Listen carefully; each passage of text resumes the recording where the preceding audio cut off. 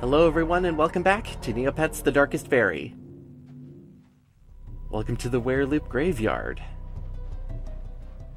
What are you doing here? Shouldn't you be just resting in Meridel, being lazy and not doing your job? Either that or you were kicked out and want to have some fun. And that is certainly not the sword that you're supposed to be having. We've seen what sword you've been carrying before. It looks a lot cooler than that. And sadly, the skeletons, this is really the only model of it. It would have been better to have some Wereloop skeletons, but I guess they weren't able to make the models for them. They still have some cool animations for them, though. So yeah, when it comes to the Gellert Assassin, in the cutscenes, he has a very ornate colored sword. But it's never in-game. And the other thing is that some cutscenes don't even have it colored correctly, or the size is even different in some cases. Either that or he carries a dagger. Either that came down to just like time crunch or forgetfulness, or they had to rush to meet a deadline, but I'm not sure. So, the Wereloop Graveyard is a very small area on the outside, but the rest of it is actually based on what you're able to go into from here. But there are gravestones, which means that there's more puns that we get to go and see. And they're always good, so we're going to go through them in fast motion. Here lies Shifty McKite. Brought his knife to a sword fight. Some of them are really good too, like Neo Schools. Neo Schools were shut down in 2004 on the website and have never come back since, so that's pretty much just rest in peace right there. And I had to move those bones, so there you go. Ethel enjoyed her midnight strolls until she found the sinkholes. Beware of wereloops. Shouldn't have ignored the sign. That which does not kill you keeps you away from here. Good advice. Doesn't actually make you stronger, it just keeps you away. Live to 104, only the good die young. That's quite a burn, really, on the guy who might have died. Never trust a smiling Mirka, he might just give you a skeleton to fight. Logout completed. I don't know, it's a bit too nerdy of a joke. He didn't even smell good while alive. A lot of these are just jabs at people. This space available, especially when I just got rid of the skeleton that was inhabiting the grave. And lastly, ellipsis. Few ellipses. There's also symbols that are on some of the gravestones, but most of them seem to be the same. And that's all of the gravestones right there. I find that the Wereloop Graveyard's messages are not as good as the family crypt ones off on the coast. But that's not why we're here. We're here in order to find the Wereloop necklace in order to get into the burrows, and because we need to go into the crypts in order to find the mercenary who has the necklace, we have to make a choice of which of the crypts we need to go to. There are 3 in total. Which means 2 are fake and fall into the trap dungeon category. If you are not interested in seeing the other 2, skip to this time code and we'll go into the actual one that matters. For now, here's the Crypt of the Exiled, one of the 2 trap dungeons. In terms of the trap dungeons, again, it's a fluid definition and is used on one of the more comprehensive guides. It's really there in order to get more treasure and whatnot, and kind of helps in illustrating what the rest of the game is going to look like when it comes to dungeon design. Especially when it comes to all 3 of these crypts in general. Also, why put pots on top of the sarcophagus? In my mind, I have a feeling that these crypts have a history of a lot of undead just coming up and moving the sarcophagi out of the way in order to just walk around, and then whatever gravekeeper is around in order to deal with all these crypts has to deal with all the undead, put them back where they need to be, and then to make sure that they don't escape again, just put pots on top of each of the sarcophagi in order to say, there, now you can't move it, you sucker. Come on. That's my theory, anyway. Makes it a little bit more funny. But yeah, undead are all over the place in this section of the game, so your light motes are going to be coming in handy. Especially when it comes to the fighters that are everywhere. The archers, on the other hand, are a different story because a lot of them are going to be up on tall areas like this, and some of them know how to shoot, and some of them don't. Some of them really don't know how angles work. There we go. Somehow I was able to reflect that one and not the other ones before it. Alright. Let's drop down and actually make the trap section of this begin. For instance, archers coming out of the woodworks on each of these small little alcoves here. Too bad that they're easy to deal with, because one block of their own spell back at them will kill them at this point. Once you dealt with them, we can get into the main chamber. And, depending on who you are, this is a feeling of dread. Colored doors. A huge multicolored door right in the center here that is blocked off by lasers or just colored bars, I guess is how they programmed it. And in the middle, 4 switches. Yeah, it's a color switch dungeon. Not so much a puzzle, but more that you have to waste your time in order to actually move the pillar onto each individual button, and you're only given one, so you have to make sure that it's on the right one, and you have to move it off in order to shut the door in order to open up another one. This is a pattern that you have to do for all of the doors that aren't the red door that you entered. So when it comes to this dungeon, it's actually really short once you actually cut everything down. So really what I'm just going to be doing is doing this one room, grabbing the treasure that is around, flipping the switch in order to open up one section of the big door, and then we'll just cut everything in order to see what kind of treasures that are around. I want you to also keep count of what treasures we have at this point, because this is treasure 4. Oh, and it's Fiora's potion. That's good.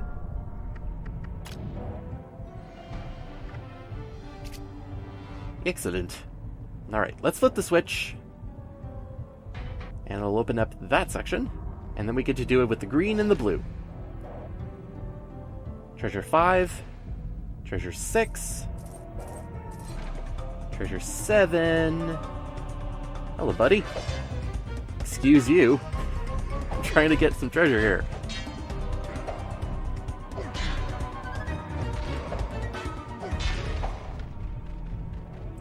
And now we can go up to the big area right up here. As we get some threats going on here. This area is actually really cool because it becomes a huge big magic fight, and you learn about an extra ability that the skeleton wizards have, which is to revive skeleton archers immediately after you kill them, so you do have to get rid of the wizard first before you deal with the rest of them. Which again, is really easy, just block. Boom. Alright, and we have a treasure chest up here. Is it the necklace?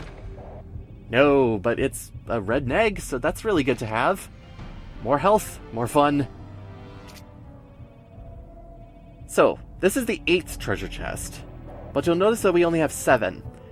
The Crypt of the Exiled, like the Sinkholes and Cogham's Step, suffer from the same problems that one of the treasure chests does not count toward the treasure list when it should, which is unfortunate.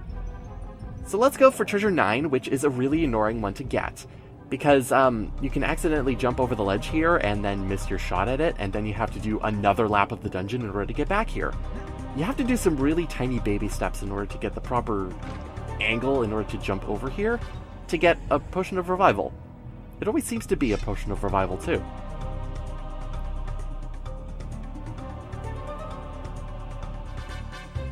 Let's not deal with this guy. Let's get out of here. So we've opened 9 treasures. Technically it's only 8, but I don't care. Next up, though, is the one in the middle of the graveyard. And we're gonna just pick up... Ugh, there's always poison spiders and I always get hit by them. They just roll out into my position and then I just get to take damage. Sweet damage. Yeah, not much. Alright, let's enter. So the second trap dungeon is the Crypt of the Sentries. And this dungeon I find to be the least interesting. Mainly because the layout of the dungeon leads to some annoyances, minor that they are. But I really don't feel that they should have to be here. And why is there a steam vent? Why is there steam at all? Didn't think that there would be ventilation in a medieval game. As well as laser walls, which are there solely for the purpose of being an invisible wall because they didn't put any effort into making like an effect that goes over Tor or Roberta. So it looks a little bit quick. So in order to get rid of them, we have to do something in order to diffuse the walls. And it's not just those walls, but in a bunch of other rooms as well. This game and this dungeon funnels you into one area and then working your way from there. Except there are enemies. Like an enemy that I can finally show off after so long, the Spirit Sword. There's a few different kinds of Spirit Sword, but really they're just floating swords that try to swing at you. It's really cool that they do kind of slide them into the design of the dungeon and make some of the swords actually turn into them. Not all of them, but some of them. There is another enemy in here. This guy, which I think is my least favorite enemy in the game, the Skull Spirit. Just because he kind of like shoots debris and cackles at you and throws random junk. But I think it's just his spinning animation that I really don't like out of all of this. If you get really up close and personal, you can just wail on him and he's really good there. And then in order to just like get him killed, he spins super fast and to me it just looks really bad. But anyway, the Crypt of the Sentries. It seems to be that this crypt, when they were making it, someone on the development team went, you know, I'm playing a lot of Zelda right now, and my favorite thing about Zelda dungeons is those eyeballs on the walls that you have to shoot with an arrow. Why can't we put that into our game? And make it so that really Roberta is the only really good character in order to do that because she's the ranged character. These guys are really unique to this dungeon as well. Off the top of my head, I don't remember these guys ever showing up again. Or at least the colored ones. But then you get the game design of having it be that you have to do a lap backwards through the dungeon in order to get to where the green door was. And it's just needless traveling. I also don't want to see this guy spin anymore. For me, it's just tiring to look at. So again, that's the pattern that we need to do in order to open all the doors and all the lasers of this dungeon is just hit the eyeballs. Once the eyeballs are closed, the doors will open. Simple as that. If I could hit it. Thank you. And then we go for the blue one. And get some treasure. It's actually a good amount of Neopoints. That's good.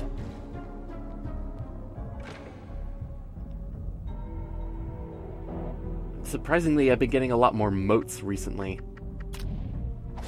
Like, motes are good, but I kind of want some better treasure than that. I should have the luck that should correspond to better treasures, but I guess it doesn't apply.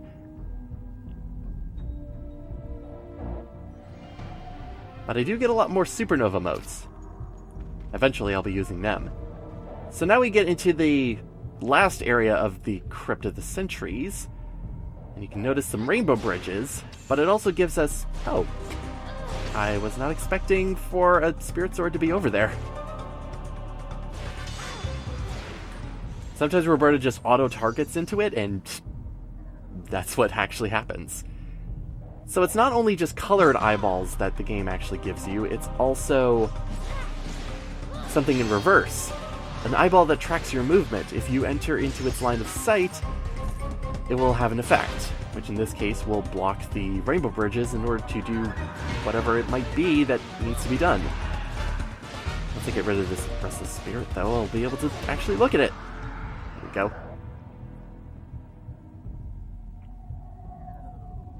The eyeball also has really large range of sight.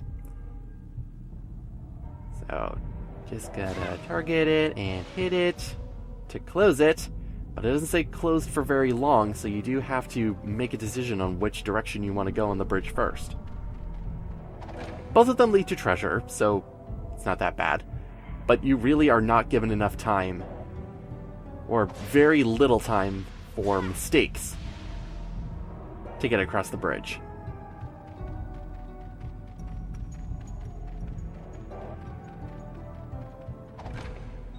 So every single time that eye just pops up mid-chest transition. That guy fell down.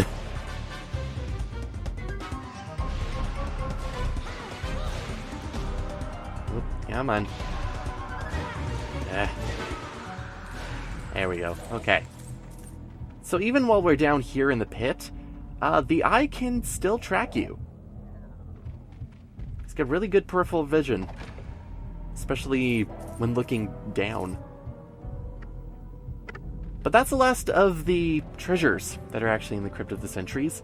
No kind of extra extensions on health and magic in here. Only the red neg in the last one. So now it's time to actually go into the actual crypt that we need to go into. It's the first one that you can actually go into once you enter into the graveyard.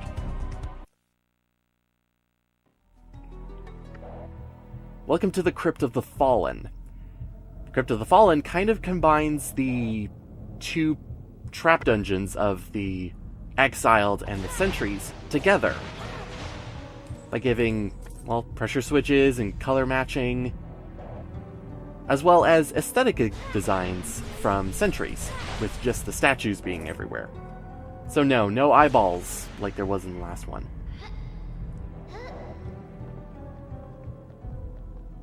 The Crypt of the Fallen actually, by the time we get to the end of it, has a lot that really opens my eyes when it comes to how this game was designed and what could have been, and it makes me see the potential of this game a whole lot more.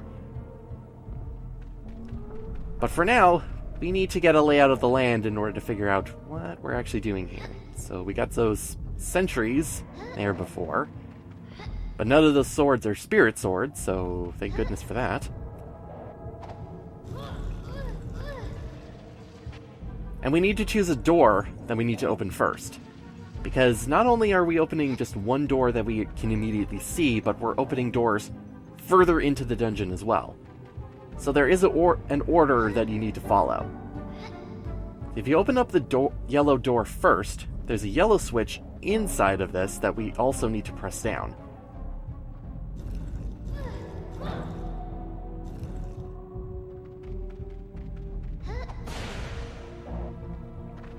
The other thing I'll mention is that I will be cutting out a lot of block pushing, because between moving this block from the yellow switch to the red switch takes roughly 30 seconds. It takes a while.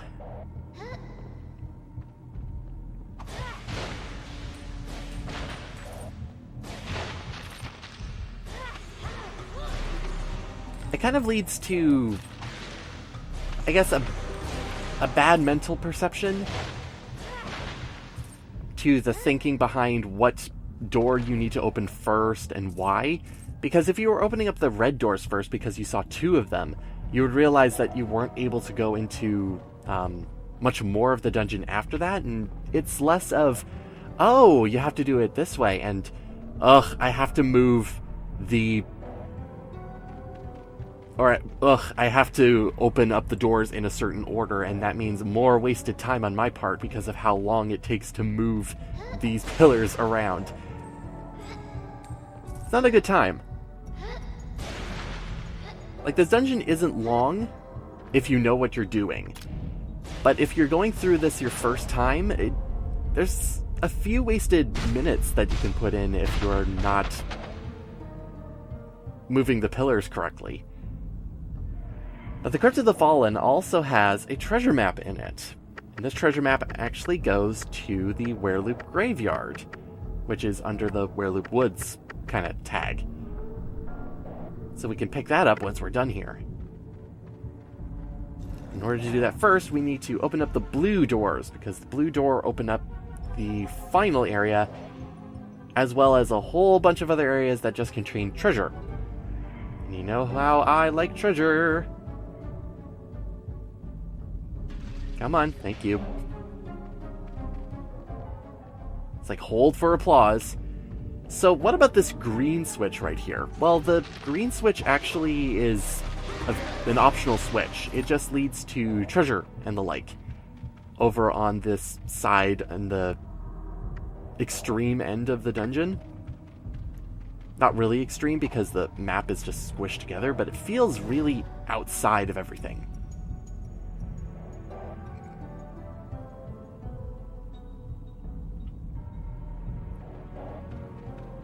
Alright, Roberta, let's get to it. We have treasures to find. Things to plunder. I have no time for this. Okay. So there's a treasure in here. But it actually acts as a trap itself. Because once you open it, 3 skeleton fighters open up here. And this is a good example that I haven't really been paying close attention to in terms of talking about in this game. But enemies can just, like, wail on you persistently if you get mobbed up and you're not using the right character, or if you're button mashing constantly. Because those 2 skeleton fighters could kill me really fast if I didn't have an overabundance of healing items, because those drop constantly. It's one of the things I feel that the development team had to do in order to make their game more accessible to children, because this feels like it's more directed at them.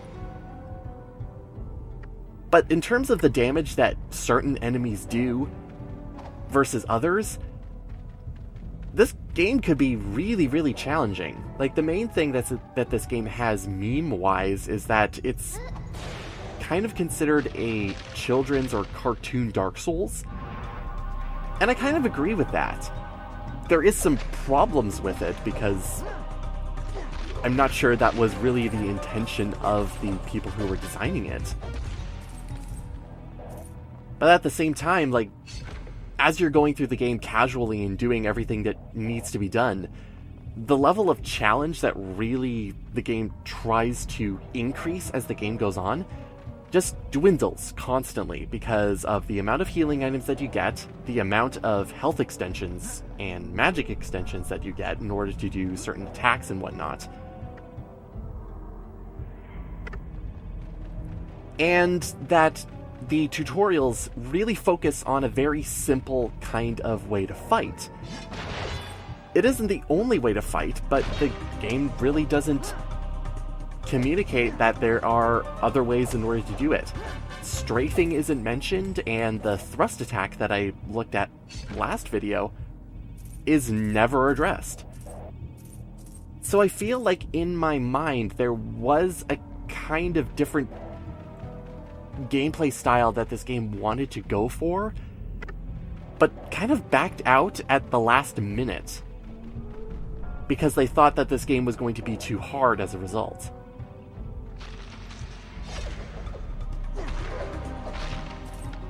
So as we're getting to the final chamber, we get to talk about something that is really interesting when it comes to the potential that this game could have had. We're gonna fight a mini-boss in order to get the Wereloop necklace. And to be honest, this mini-boss is one of my favorite enemies in the game. So much so that we're going to be going through 4 different, slightly different fights of this one enemy. Because again, there's a bunch of different ways that you can go and play through this game. So the first way is pretty much the very bog standard way that the game kind of teaches you. You get this open room that we've seen before in the Crypt of the Exiled, except this one gives you a Dutch angle for some reason. And all we have in front of us is a single sarcophagus. It's a little bit eerie. You have nowhere to go. And if we head up here, the spirit of the mercenary shows up. This guy is known as the Death Knight. And the Death Knight is my favorite enemy because he is a straight up fight. There's no contextual things in order to actually take him down. He's really fast. And the really cool thing about him is that generally you block enemies' attacks, but when you block him, he will counterattack you through your block. So when it comes to the way that the game expects you to fight, it becomes this battle of attrition, where you're just blocking and trading shots and then using up your health items because you have a lot of them. It honestly makes for a really boring fight, because he can do a whole bunch of different things. Like flourishes, and his movement speed is really good. He has a big, huge range of fighting with his sword swipes, and he also is able to slow you down as a result. I have a feeling that he could be a really good enemy, and they were really trying to make an enemy that could be fought more one-on-one. So now that we have the necklace, let's take a look at some other ways that we can also fight this enemy. So as Roberta, we can also take advantage of strafing. And here's the thing about strafing. I have a feeling that they were trying to do something like sidestepping or doing like huge backflips in order to get away from certain enemies. But the problem is that the controls are not tight enough in order to make that actually a good thing to happen.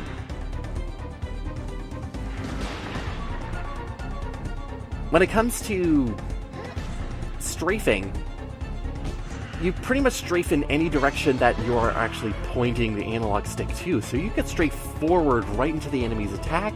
And with some enemies, you also get just kind of caught in the gravitational orbit of whatever attack they're actually doing, which leads them to some weird effects sometimes. So dodging and strafing is not really as effective as it could be because the controls are too loose. So now we kind of get to moat usage. I haven't been using the moat special effects a whole lot, just because a lot of them are overpowered. Say, water moats are able to freeze, but rock moats, on the other hand, are also really overpowered, especially when it comes to using Roberta, because when she's fully charged, she can unleash a giant boulder, which will completely destroy most enemies, especially when you're able to stack potions, if you have a lot of those. Tor's is mainly a kind of ground pound / shockwave ability, which also does a fair amount of damage.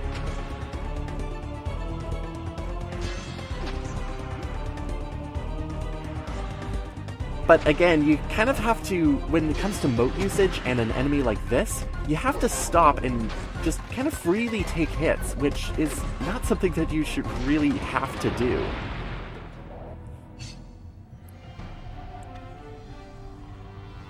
I don't know, it's quite a thing.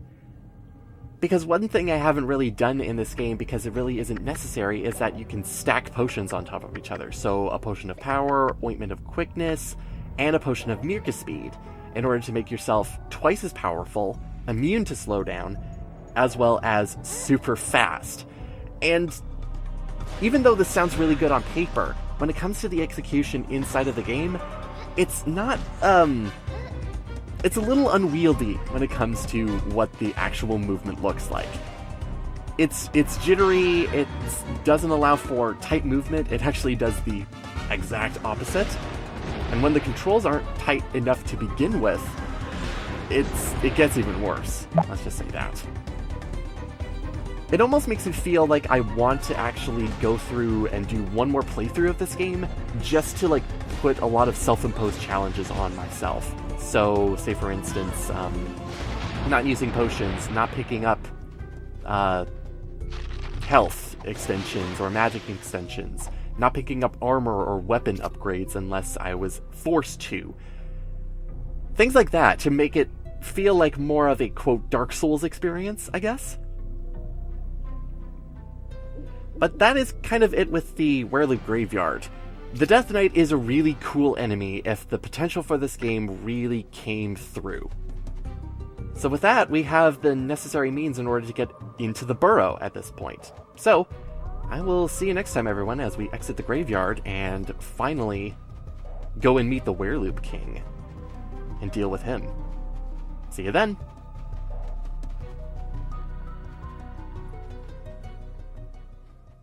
Especially when it comes to the fact that it takes about 30 seconds in order to move this pillar along. And then I'm seeing the back of the... Oh no. Oh no! Oh, the imagery is bad. Oh, the imagery is bad. Oh, that doesn't look right. That doesn't look right from the back. Oh, it just looks like... Oh no. It just looks like they're... Oh no. Oh no.